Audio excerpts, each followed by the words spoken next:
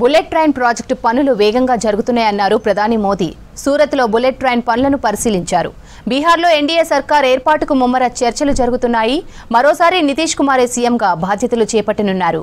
అలాగే రాష్ట్ర కేబినెట్లో మంత్రి పదవుల షేరింగ్పై చర్చిస్తున్నారు ఎన్డీఏ లీడర్లు.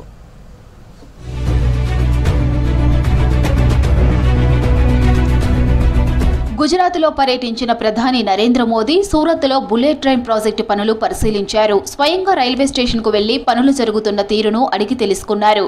అక్కడ పనిచేస్తున్న అధికారులు, కార్మికులతో కాసేపు ముచ్చటించారు. వీలైనంత త్వరగా పనులు పూర్తి చేయాలని అధికారులను ఆదేశించారు ప్రధాని.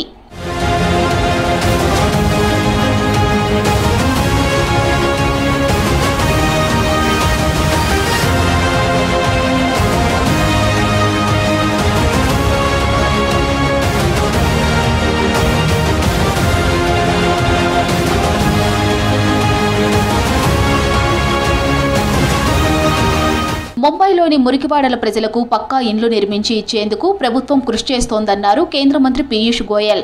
స్లమ్ ఏరియాలోని ప్రజలు కూడా ప్రభుత్వానికి సహకరించాలని కోరారు. కంపెనీ గత రికార్డులను పరిశీలించాకే ప్రాజెక్టు అప్పగించనున్నట్లు చెప్పారు. నార్త్ ముంబైలోని ఏ ప్రాజెక్టులోనూ రాజకీయ జోక్యం ఉండదన్నారు పీయూష్ గోయల్.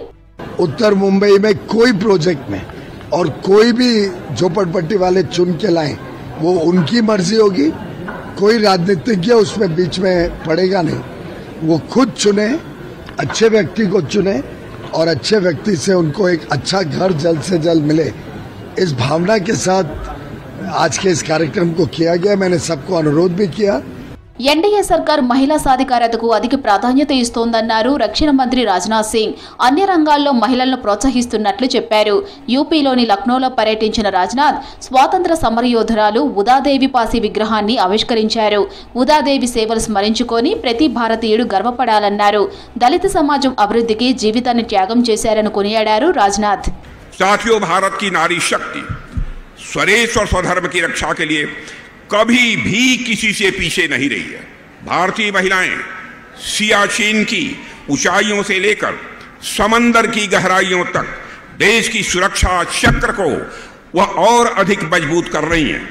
हाल में ही ऑपरेशन सिंदूर के दौरान महिला पायलटों और महिला सैनिकों ने आतंकवाद के खिलाफ कार्रवाई में एक महत्वपूर्ण भूमिका निभाई है.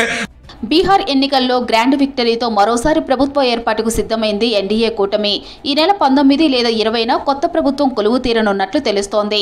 సీఎంగా మరోసారి నితీష్ కుమారే కొనసాగనున్నట్లు తెలుస్తోంది.